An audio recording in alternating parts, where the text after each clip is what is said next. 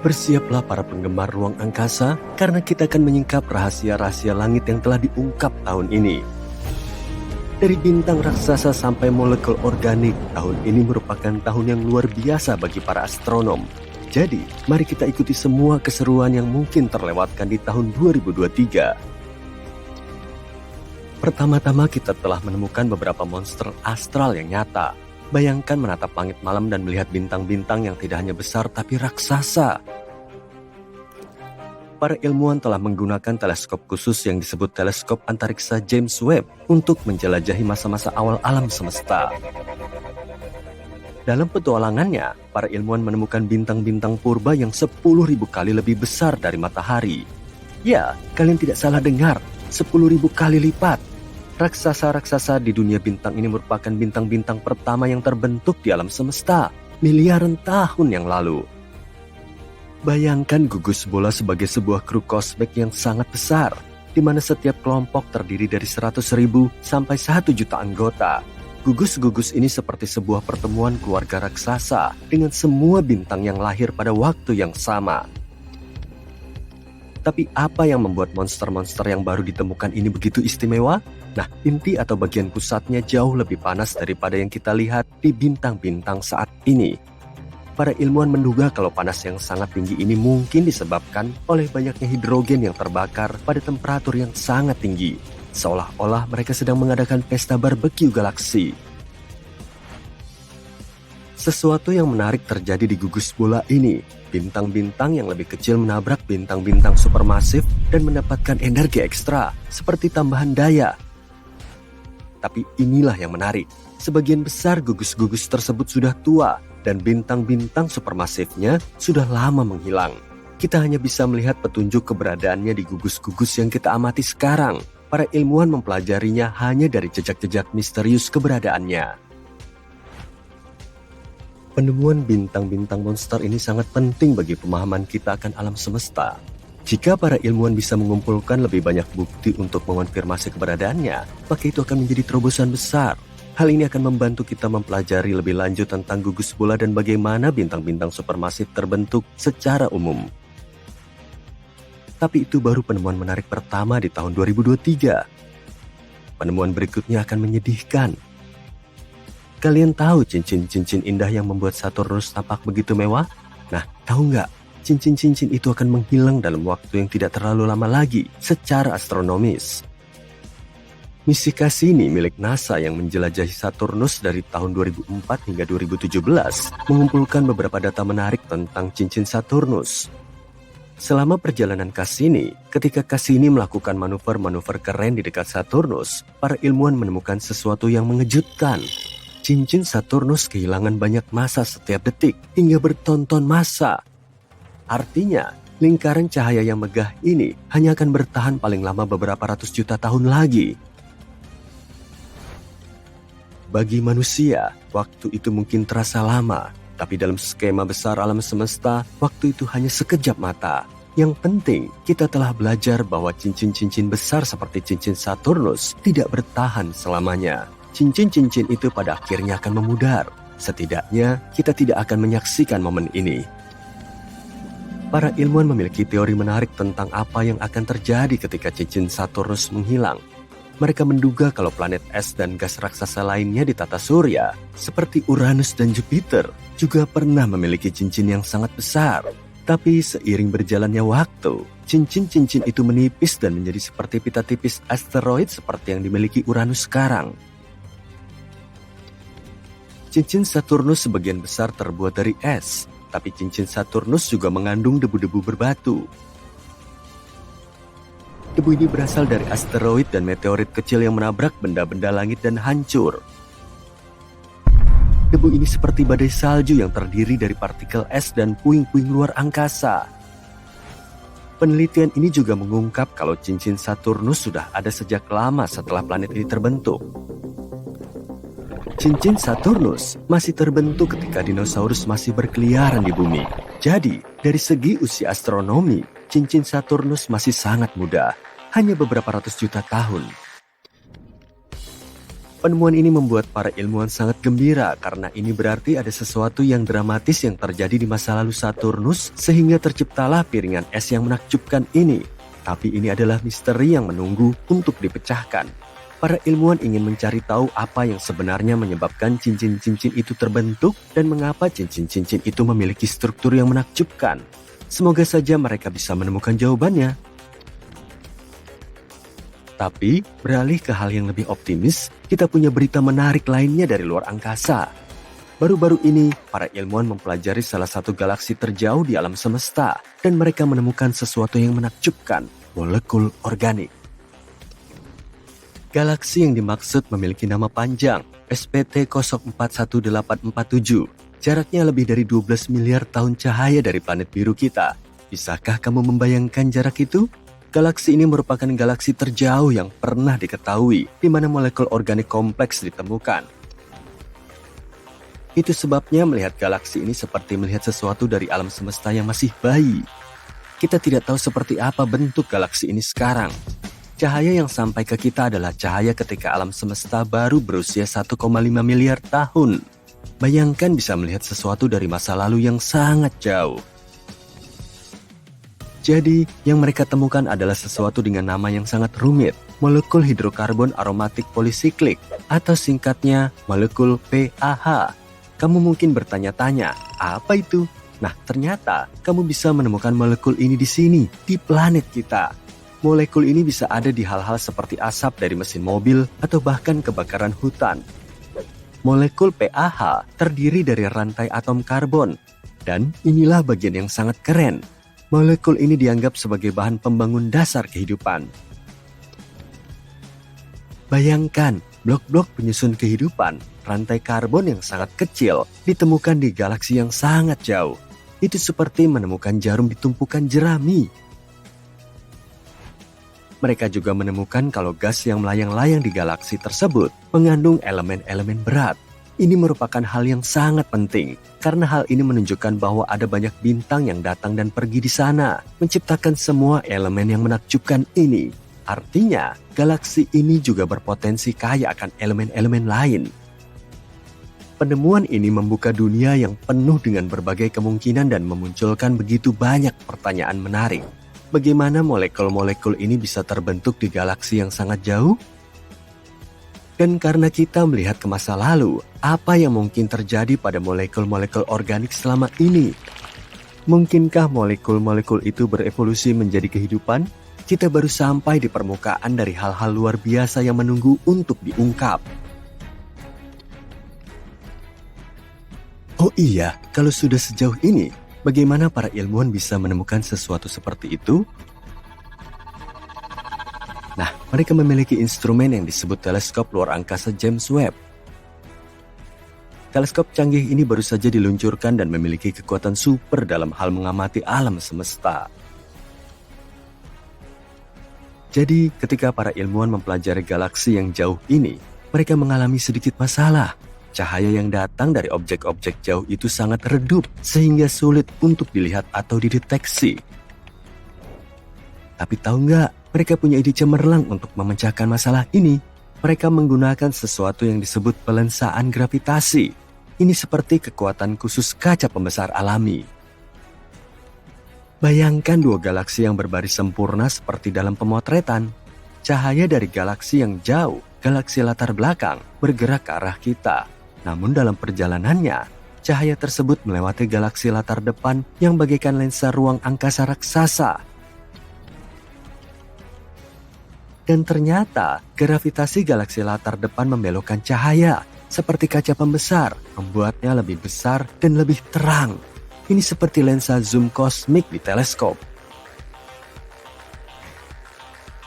Pembelokan cahaya ini menciptakan bentuk yang sangat keren yang disebut cincin Einstein. Bentuknya seperti lingkaran cahaya atau cincin cahaya yang mengelilingi galaksi.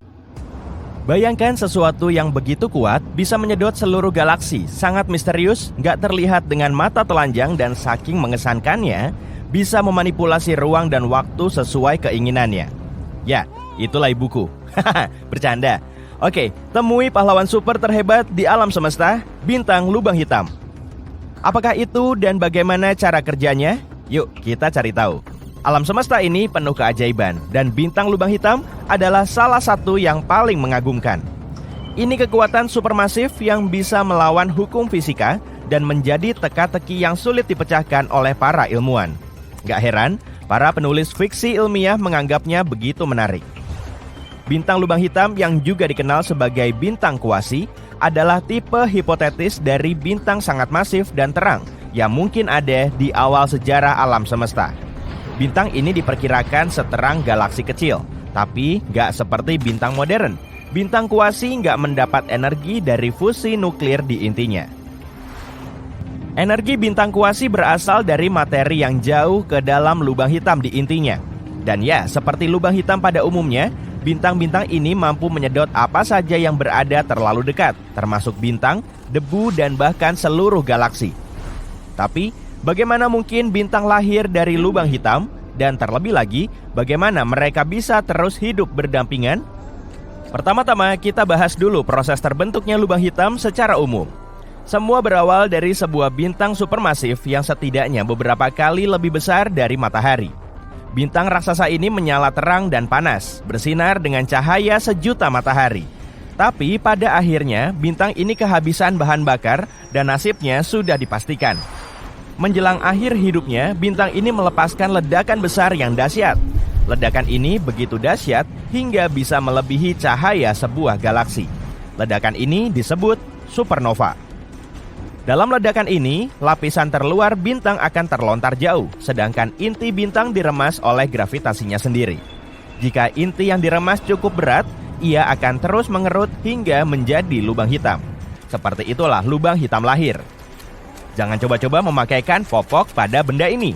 Kini, bayi monster kosmik ini bisa terus tumbuh dengan menelan apa saja yang berada terlalu dekat, termasuk bintang-bintang, debu, dan bahkan seluruh galaksi. Pada dasarnya, inilah yang terjadi saat ini dengan bintang-bintang supermasif di alam semesta.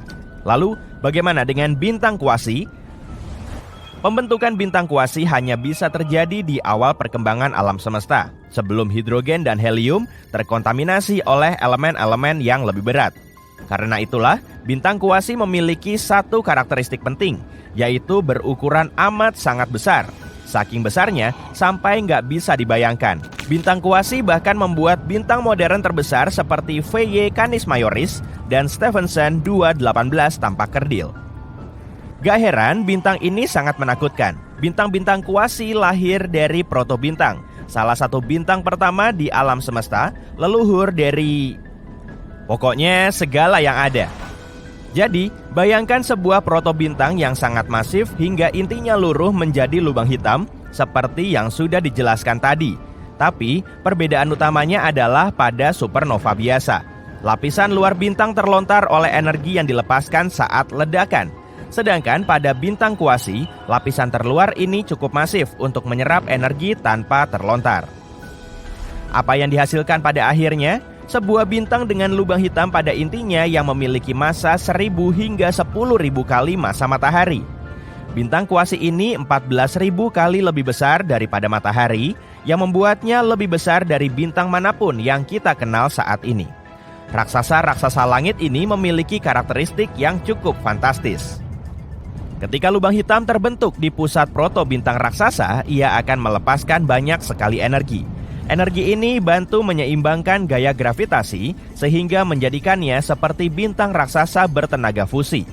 Cahayanya sangat terang, hingga masing-masing bintang tampak seperti galaksi kecil.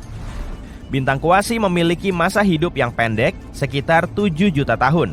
Sebagai perbandingan, matahari kita berusia sekitar 4,5 miliar tahun. Dan ini baru separuh siklus hidupnya. Tapi bagaimanapun juga, dalam waktu yang singkat itu, lubang hitam di pusatnya bisa membesar hingga 1.000 sampai 10.000 kali lipat ukuran matahari. Bintang kuasi juga diperkirakan sangat panas, dengan suhu mencapai lebih dari 9.700 derajat Celcius. Tapi seiring bertambah usianya, bintang kuasi mulai mendingin dan lapisan terluarnya menjadi transparan.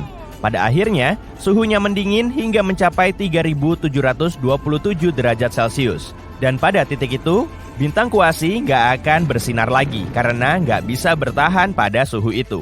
Jadi, ia pun lenyap, meninggalkan lubang hitam bermassa menengah. Sayangnya saat ini nggak ada bukti pengamatan tentang keberadaan bintang kuasi. Ini karena bintang-bintang tersebut diperkirakan hanya ada pada masa yang sangat lampau. Bintang-bintang kuasi ini mungkin merupakan bintang population 3 sangat masif, yang sangat langka dan sulit dideteksi. Sangat kecil kemungkinannya bintang-bintang itu masih ada sampai sekarang karena umurnya yang sangat pendek, hanya 7 juta tahun. Lalu kenapa para ilmuwan percaya kalau bintang kuasi pernah ada? Karena mereka sedang mencari cara untuk menjelaskan bagaimana lubang hitam supermasif terbentuk di awal sejarah alam semesta. Lubang hitam supermasif ditemukan di pusat sebagian besar galaksi. Tapi bagaimana monster-monster ini bisa terbentuk begitu cepat? Lagi pula, butuh waktu yang sangat lama bagi lubang hitam kecil untuk bertumbuh menjadi supermasif. Disinilah gagasan tentang bintang kuasi muncul. Bintang-bintang ini bukan hanya kekuatan alam yang merusak, tapi juga ibarat sabuk hitam dalam seni bela diri gravitasi. Bintang-bintang kuasi bisa membengkokkan dan memelintir apa saja yang diinginkannya. Karena itulah, jika bintang-bintang ini benar-benar ada, mereka pasti memainkan peran penting dalam evolusi galaksi. Pasti ada peran penting dalam pembentukan alam semesta yang kita kenal. Nah, lubang hitam berukuran menengah yang tertinggal pada akhirnya bisa berubah menjadi lubang hitam supermasif di pusat-pusat galaksi. Tapi, kita masih belum bisa memecahkan misteri kosmik ini. Mendeteksi dan mempelajari bintang lubang hitam seperti mencari jarum dalam tumpukan jerami. Hanya saja, alih-alih jarum yang dicari adalah objek tak tampak dan misterius, dan tumpukan jeraminya berupa antariksa yang sangat luas. Tapi dengan bantuan teknologi yang canggih dan pemikir hebat, para ilmuwan semakin dekat dengan penyingkapan rahasia raksasa-raksasa angkasa ini. Berikut ini beberapa hal yang bisa membantu kita dalam penelitian ini. Pertama, gelombang gravitasi. Gelombang ini seperti riak di ruang waktu yang disebabkan oleh pergerakan objek-objek masif. Albert Einstein sudah memprediksinya pada abad ke-20, tapi baru bisa terdeteksi pada tahun 2015. Keberadaannya bisa diketahui dengan mengamati tabrakan dua lubang hitam. Temuan ini membuktikan lubang hitam bisa menyatu dan merupakan sumber gelombang gravitasi yang sangat kuat. Para ilmuwan berharap dengan mempelajari gelombang ini, mereka bisa mengetahui lebih banyak tentang pembentukan dan pertumbuhan lubang hitam. Kita juga bisa coba mendeteksi bintang kuasi dengan mengamati efek gravitasinya pada objek-objek di dekatnya. Ini seperti mencoba menemukan penjahat dari sidik jarinya. Sebagai contoh, jika lubang hitam berada di dekat sebuah bintang, para ilmuwan bisa mengamati cahaya bintang yang terdistorsi saat tertarik ke arah lubang hitam. Ayo naik, cepat, waktu kita sedikit. Kita akan melakukan perjalanan kosmik untuk menemukan bintang terbesar di alam semesta. Bintang pertama yang kita lewati adalah matahari kita sendiri.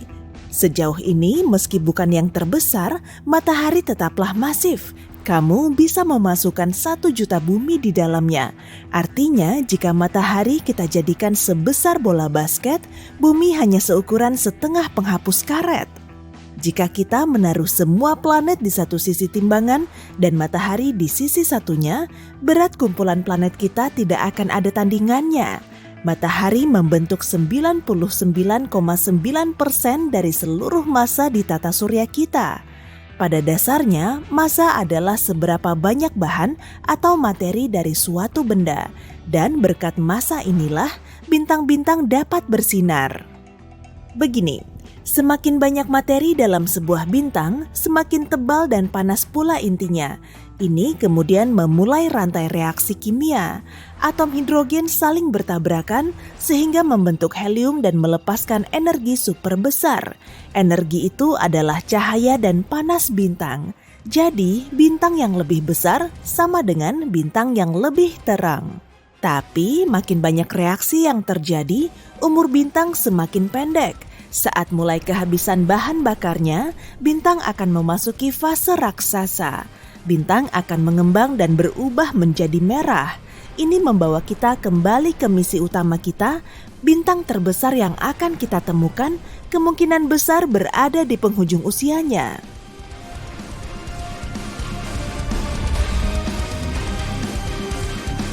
Mesin hipercahaya kita menyala. Kita akan segera tiba di sistem Lumen 16.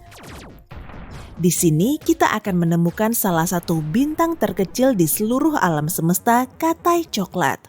Kecil yang aku maksud berarti seukuran Jupiter. Tapi ukurannya terbilang kecil untuk bintang. Katai Coklat juga disebut bintang gagal karena tidak memiliki cukup massa untuk memunculkan reaksi kimia yang kusebut tadi. Artinya mereka tidak seterang bintang lain, tapi sangat padat. Semua materi di dalamnya bertumpuk begitu erat, beratnya mencapai 80 kali berat Jupiter, meski ukurannya sama. Jika menurutmu itu luar biasa, tunggu sampai kamu melihat Katai Putih. Yang satu ini jauh lebih padat, yang ini bernama Sirius B. Ukurannya juga setara Jupiter, tapi beratnya sama dengan matahari. Sirius B memancarkan cahaya putih redup. Setelah kehabisan bahan bakar, Sirius B akan berubah menjadi merah dan mendingin. Sekarang, mari terbang lebih dekat ke tetangganya yang raksasa, Sirius A. Kamu bisa dengan mudah melihat bintang ini dari bumi, bahkan tanpa teleskop. 2 kali lebih berat dan lebih dari 1,5 kali lebih lebar dibanding matahari kita, Sirius A adalah bintang paling terang di langit malam bumi. Sekarang kita terbang 550 tahun cahaya dari bumi ke konstelasi Cassiopeia. Hampir 100 tahun lalu, ledakan kosmik terjadi di sini. Ledakan ini memperluas atmosfer bintang Gamma Cassiopeia dan sejumlah gas terlempar keluar angkasa. Selain itu, Gamma Cassiopeia menjadi bintang paling terang di konstelasi ini. Ukurannya 10 kali lebih lebar dibanding matahari kita. Beralih ke bintang utara yang terkenal. Anehnya, bintang lain pernah memegang julukan ini selama bertahun-tahun, dan lebih banyak bintang lain akan merebut julukan ini di masa depan. Hal ini terjadi karena bintang kutub utara bumi berubah setiap 26.000 tahun. Bayangkan planet kita seperti gasing yang berputar. Kutub utara bumi bergerak dalam lingkaran kecil menunjuk pada bintang-bintang yang berbeda di bagian utara. Bintang utara saat ini adalah bintang super raksasa yang 37 kali lebih lebar dan 5 kali lebih berat daripada matahari kita. Mudah sekali menemukannya di langit malam, letaknya ada di ujung Ursa Minor. Persiapkan dirimu lagi, kita akan berangkat ke mata badai, pusat galaksi Bima Sakti kita. Untuk melihat bintang selanjutnya, kita perlu beralih ke mode inframerah. Bintang pistol ini bersembunyi dari kita di dalam debu angkasa. Hanya dalam 20 detik, jumlah cahaya yang dipancarkan bintang pistol setara dengan cahaya yang dipancarkan bintang di kampung halaman kita dalam setahun penuh. Ukurannya pun bukan main, 420 kali lebih lebar daripada matahari. Tapi bintang pistol tetap bukan bintang paling terang yang dikenal umat manusia. Gelar bintang paling terang dipegang oleh bintang super raksasa biru di konstelasi Triangulum. Inilah B416. Cahayanya hampir 10 juta kali lebih terang daripada matahari. Tapi ingat, semakin terang sebuah bintang, semakin cepat dia menghabiskan semua bahan bakarnya dan semakin pendek pula umurnya. Dibandingkan Katai merah yang hampir tidak bersinar dan membakar bahan bakar jauh lebih lambat, umur B416 akan ratusan ribu kali lebih pendek. 3.400 tahun cahaya dari bumi, ada salah satu objek langit paling langka di alam semesta. Objek ini adalah bintang hiperaksasa kuning bernama Rho Cassiopeia. Di antara bintang yang tak terhitung jumlahnya di galaksi kita, hanya ada beberapa lusin bintang hiperaksasa. Dan meski bintang ini sangat jauh dari bumi, kamu masih bisa melihatnya di langit tanpa bantuan teleskop. Alasannya, bintang ini 300.000 kali lebih terang daripada matahari kita. Selain itu, Rho Cassiopeia juga 900 kali lebih lebar daripada bintang kita. Dan warna kuningnya memberitahu kita bahwa cadangan bahan bakarnya akan bertahan lama. Saat Rho Cassiopeia mulai memerah dan mengembang, dia akan menjadi salah satu bintang terbesar di seluruh alam semesta. Sekarang kita bergerak ke konstelasi Orion. Bintang yang terlihat di depan kita, Betelgeuse, adalah salah satu bintang terbesar yang bisa dilihat dengan mata telanjang. Ukurannya 700 kali matahari kita. Jika Betelgeuse menggantikan posisi matahari, permukaannya akan menyentuh sabuk asteroid yang letaknya di antara orbit Jupiter dan Mars. Betelgeuse akan menelan 4 planet bagian dalam, termasuk bumi. Tapi bintang ini membuat astronom sangat antusias. Mereka memperkirakan Betelgeuse akan meledak dan mempertunjukkan ledakan super indah dalam 10.000 tahun mendatang. Ledakan ini akan menjadi peristiwa astronomi terbesar sepanjang masa karena kita akan dapat mengamati supernova dari jarak dekat, tapi terbilang aman. Bintang yang meledak akan bersinar seterang bulan setengah. Cahayanya akan terlihat pada langit di siang hari selama 1 tahun dan pada malam hari untuk beberapa tahun lebih lama. Sekarang kita mendekati bintang yang 1000 kali lebih lebar daripada matahari. Mu Cephei adalah bintang hiperraksasa, pemegang gelar bintang paling merah yang diketahui manusia. Warnanya menunjukkan bahan bakarnya akan habis tak lama lagi. Tapi ukurannya masih sangat besar sehingga bisa menampung 1 miliar matahari di dalamnya. Dan karena masanya, bintang ini pada akhirnya akan menjadi supernova atau bahkan lubang hitam. Mari kita berjalan sampai hampir 4.000 tahun cahaya dari rumah kita. Ini dia super raksasa merah bernama Phaeae Canis Majoris. Ini salah satu bintang paling besar dan paling terang di Bima Sakti. Bintang ini bisa memuat 3 miliar matahari. Dan meski ukurannya sangat besar, bintang ini ternyata sangat ringan. Beratnya hanya setara 17 matahari. Untuk takaran objek langit, bisa dibilang bintang ini setara dengan balon yang ditiup. Dalam 100.000 tahun mendatang, Phaeae Canis Majoris akan meledak menjadi hipernova. Radiasi gamma akan menghancurkan semua kehidupan di area alam semesta di dekatnya. Tapi bintang ini sangat jauh dari tata surya kita, sehingga kita akan tetap aman. Jika MY kita letakkan di tengah tata surya kita, radiusnya akan sampai ke orbit Saturnus. Untuk mengingatkanmu seberapa jauh Saturnus itu, bayangkan seperti ini. Cahaya matahari membutuhkan waktu 8 menit untuk sampai ke bumi. Untuk sampai ke Saturnus, dibutuhkan lebih dari 1 jam. Dibandingkan bintang masif ini, matahari hanyalah sebutir pasir. MY adalah salah satu bintang paling terang dan paling merah di alam semesta kita. Semakin besar dan merah sebuah bintang, semakin dekat pula ujung usianya. Jadi, kita bukan hanya sedang melihat titannya alam semesta, tapi juga salah satu benda langit tertua yang ada saat ini. Bintang terbesar kedua di alam semesta adalah Uy-Scuti. Lebarnya sekitar 2,5 miliar kilometer, 16 kali jarak bumi ke matahari. Ini adalah bintang variabel yang berubah-ubah cahayanya. Kecerahannya berubah setiap 2 tahun. Uy-Scuti adalah pemecah rekor dalam penghabisan bahan bakar per tahun. Ilmuwan memperkirakan Uy-Scuti akan berubah kembali ke suhu yang lebih panas seperti raksasa kuning. Perjalanan kita akan segera berakhir. Di hadapan kita terdapat Stephenson 218. Dibutuhkan 20.000 tahun bagi cahaya dari bintang ini untuk mencapai bumi.